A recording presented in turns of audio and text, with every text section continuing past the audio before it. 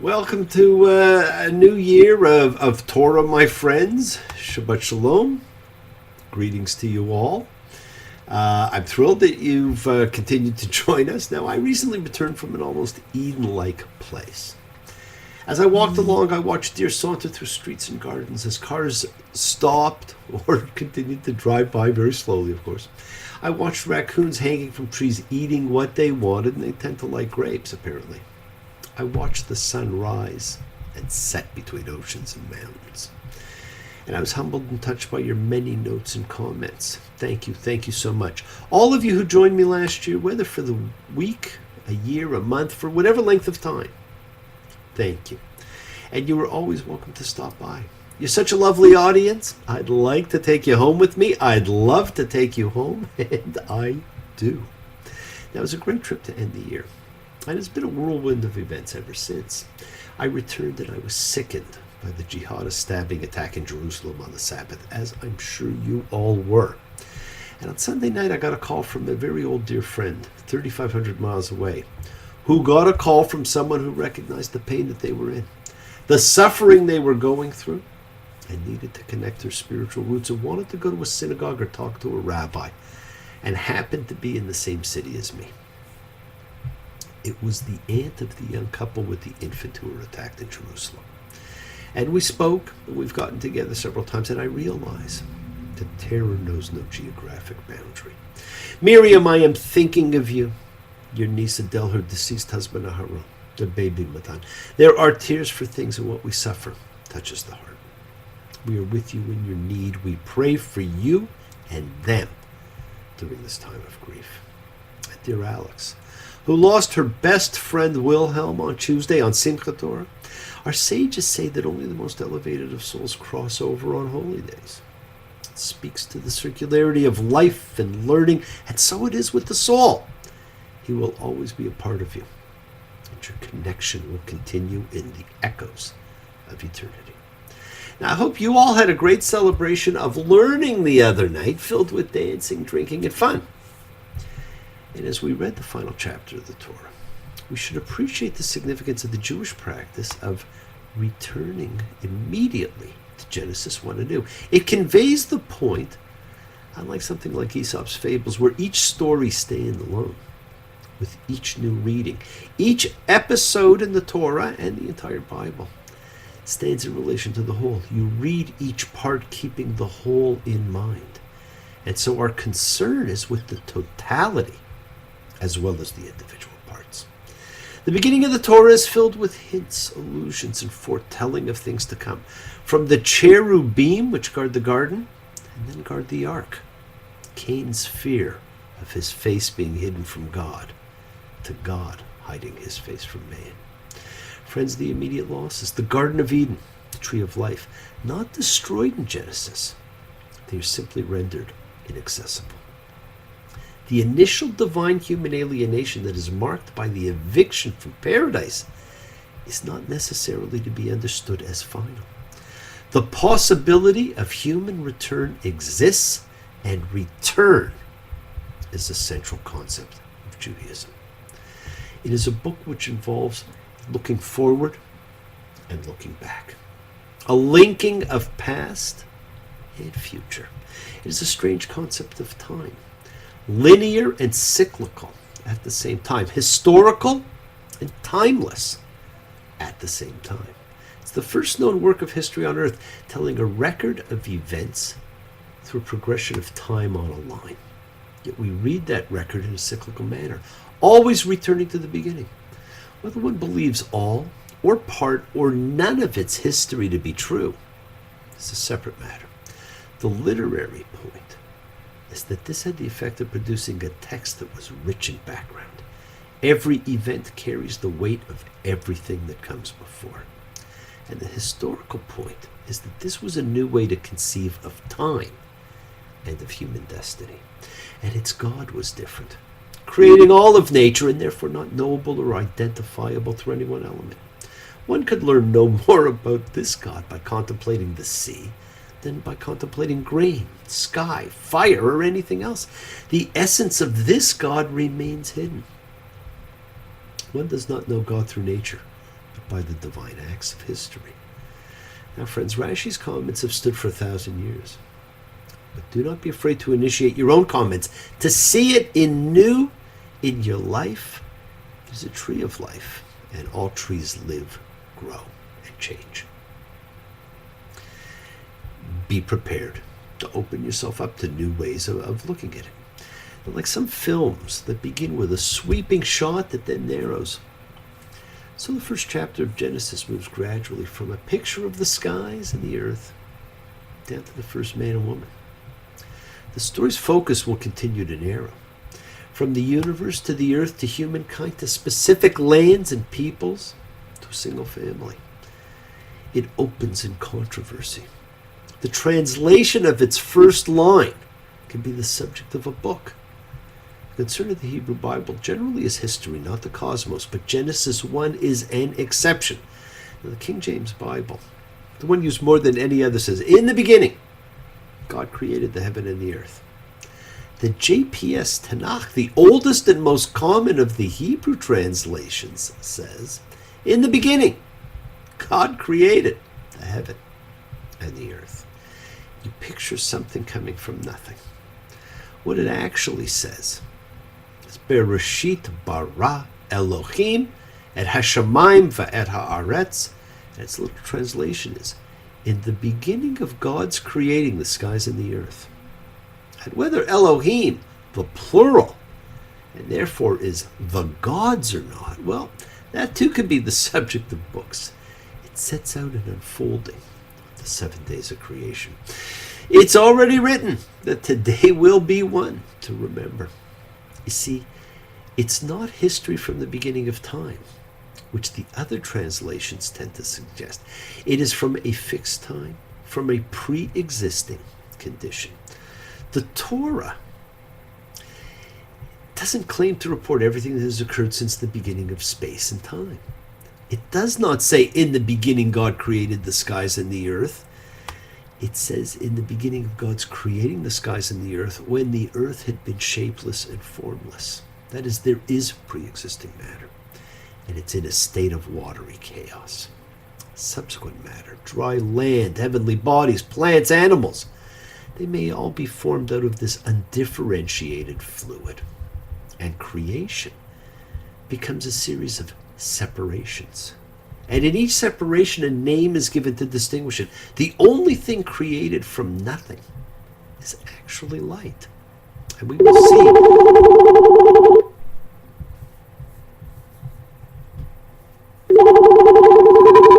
We have a phone call. Hello? Hi, I'll have to call you later. Okay, bye. We had a guest. Because of this watery chaos, we can understand biblical man's picture of our earth as a bubble with water all around it, kind of like a glass dome, which had the waters above and the waters below. Rambam called it a tent. Now, this book has stood an amazing test of time, and it invites unending analysis. The rabbinic sage Rabbi Lakish once wondered why the Hebrew text in Genesis used a seemingly redundant definite article in the phrase, "And it was evening and it was morning the sixth day." See, the definite article, "the," is not used for the preceding 5 days. Now, he took this to be a hidden reference to the 6th day of the month of Sivan, when according to tradition, as told in the Babylonian Talmud, Shabbat 88a, that the Torah was given to Israel to teach us that the Holy One made a condition with all created things, saying to them, "If Israel accepts the Torah, you will continue to exist. If not, I shall return you to welter and waste." Now, this is an extraordinary notion to entertain about the cosmic status of a book, imagining that the very existence of the world depends on it and on Israel's embrace of it. But friends, the Jewish tradition abounds in such extravagant celebrations of the supreme importance of this book. What is it about this text that led to such a vision of its unique standing? Are the 5 literary units it comprises, in fact, one book or 5? How were they brought together? What are we to call them? Now, we've taken one of the books, the book of instruction, Torah, to be the title to the whole. But over time it has been most commonly called the Pentateuch in Greek, or the Chumash in Hebrew, both of which mean five, or the five books. And the standard account offered by modern scholars of the Torah identify four principal literary strands. J, the Yahwistic strand, E, the Elohistic strand, P, the priestly strand, and D for Deuteronomy. Now, the first three are unevenly distributed, and intertwined throughout Genesis, Exodus, and Numbers. P predominates in Leviticus, and all of Deuteronomy is D. But most of us grew up being told that Moses wrote the whole thing. And if you ask a lot of people, they'll tell you today, who wrote it? They'll say to you, Moses wrote the five books. It's the five books of Moses. And if you ask any Orthodox Jews today, they will tell you, without doubt, Moses wrote them all. But it doesn't matter. What matters is what these books mean, what they teach or instruct, what they represent, especially to the Jewish people. One need not claim that Genesis is a single artwork, like, say, a novel by Hemingway, in order to grant it integrity as a book. The Bible is the most important book in Western literature. It governs our society in so many ways.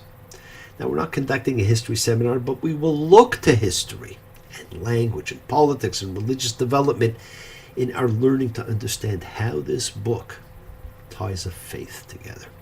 The Torah tells us more than once that we must examine it in every generation, that we must ask new questions, get new answers. That is how an organic book can still have the impact that it does.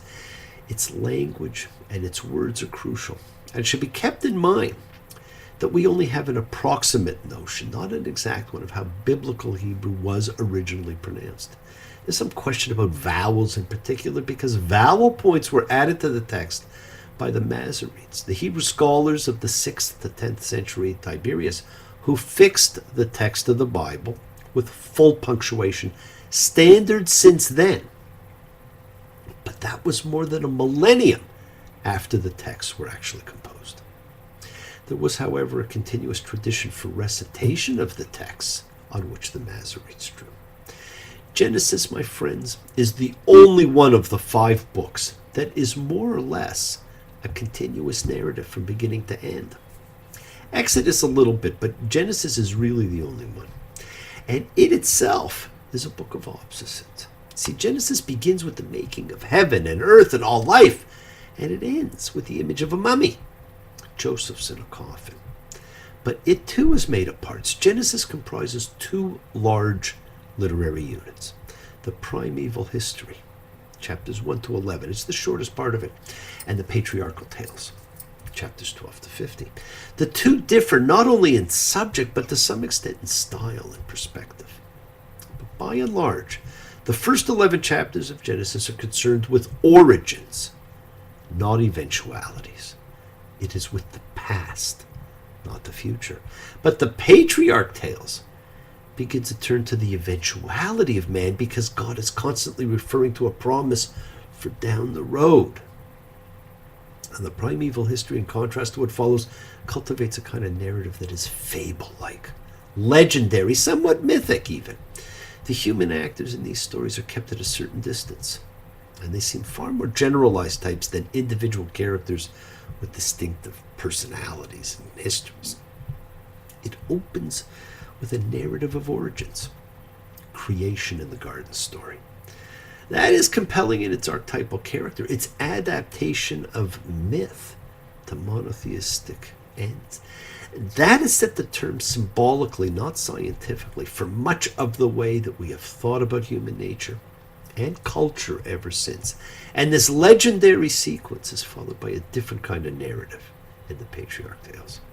Nowhere else in ancient literature have the quirkiness and unpredictability of individual character and the frictions and tensions of family life, sibling rivalry, the jealousy of co-wives, the extravagance of parental favoritism been registered with such subtlety and insight. And they are still all played out to this day. Have we learned nothing? Or is this part of the flaw we will read about and which we were so reminded of in the Song of Moses that ends the Torah, as we read just a week or so ago?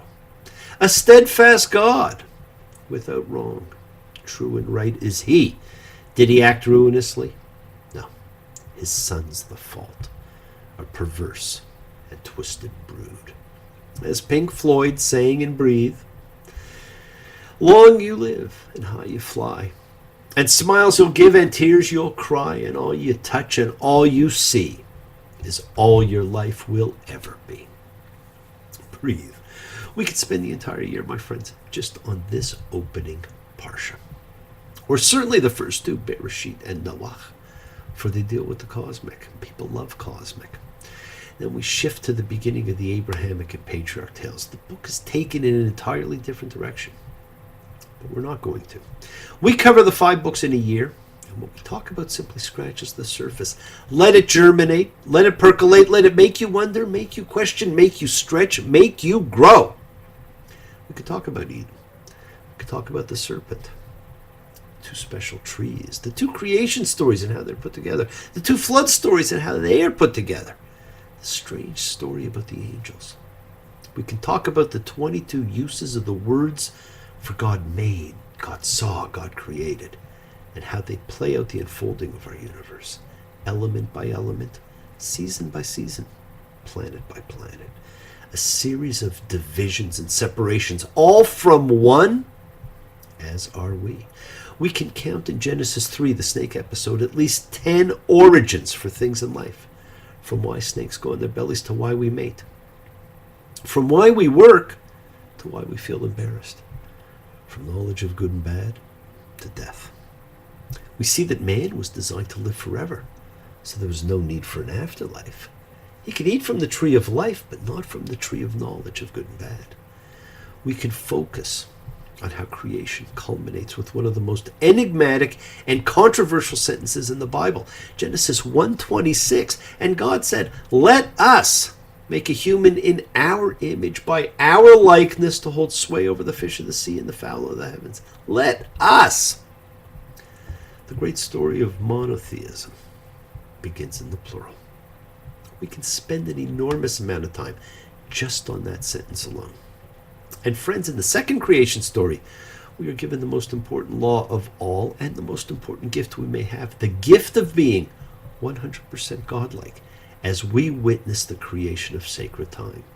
Genesis 2:4. And God blessed the 7th day and hallowed it, for on it he had ceased from all his task that he had created to do. He ceased Shabbat. In our observation of the one item, we recreate the story of creation. We honor the Creator, we pay tribute to everything else in the Torah that we read. As I've said before to those of you who've joined me in the past, as I say now and as I will say again, if you choose but one commandment, one law, one rule to follow, it is this one, which will be reiterated as the 4th of the 10 commandments, to remember and sanctify the Sabbath. If I do that, I acknowledge creation and a force greater than I. I don't have to name it. Understand it, honor it. I recreate it, and I regenerate. Now, the culmination of the creation story is not the creation of man, but the creation of sacred time, the ceasing. Friends, the first thing in the Torah to be rendered holy is a unit in the passage of time. Now, I won't spend time on it, but in the Hebrew you can see where the second creation story comes in and how well it was woven into the first. But they are different. And the term for God is different, but most of you will never notice it because of how you have been taught to read it.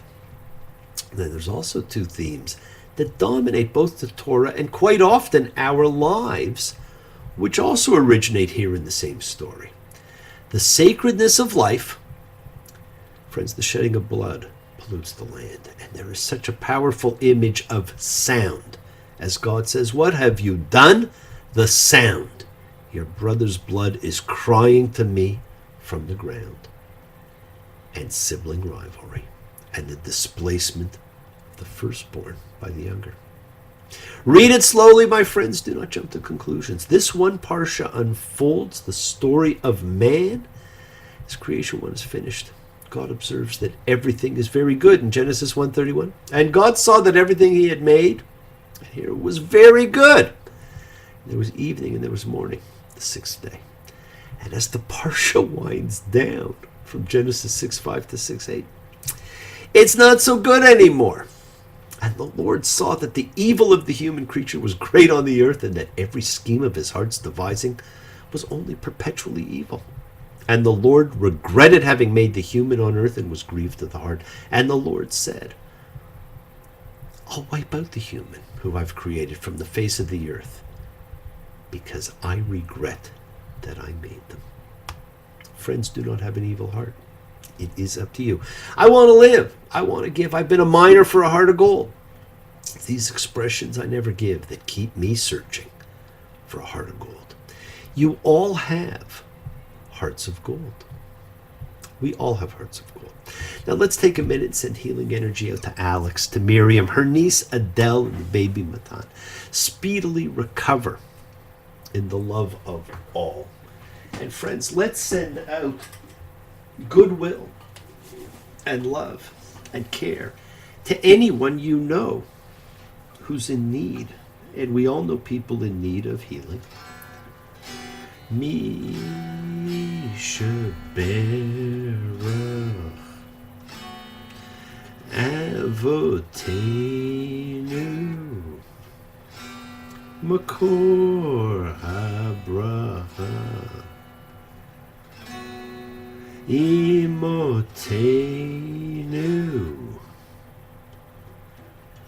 May the source of strength, who blessed the ones before us, help us find the courage to make our lives a blessing. Let us say, Amen. You know, friends, send out your love to everybody that you can. We all need love in our lives, and especially people who are, ill, have broken spirits. The world is sacred. It's always been sacred, and so is everything in it. We've talked about it before. Express your gratitude. Light a candle, make a wish. Celebrate your life and the lives of those you love. Share your love. Share your feelings. Live free, be free, honor your freedom. Be well, be happy, be blessed. Share and honor the light, and all who live in the light and continue to shine. Continue to send everybody you know goodwill and love. Pray for peace and freedom for everyone. Pray for an end to terror and hatred. Remember, friends, we are a community. We learn together. We celebrate each other. We love each other. We share this ride together, men and women equally. Send out love, not fear. Fall in love, friends. It is a great gamble, and it's well worth taking. Ask questions. Break free of dogma. Change your way of thinking. You are the crown of creation. You're the crown of creation, and you've got no place to go but up. Thank you all. Love you. See you all next time. And I do love seeing you all again. Remember, your wishes will always come true. As Al Cooper saying, last night I had a dream that the world was changing by leaps and bounds. It started up in the bigger cities, then it spread to the smaller towns. It's a brand new day. Brand new way. It's a brand new day. Let us make this a brand new day, my friends. Bless you all. Have a fantastic week. And thank you all for joining me. It is the beginning. Bereshit. Bless you all. Shabbat Shalom. Take care. Bye.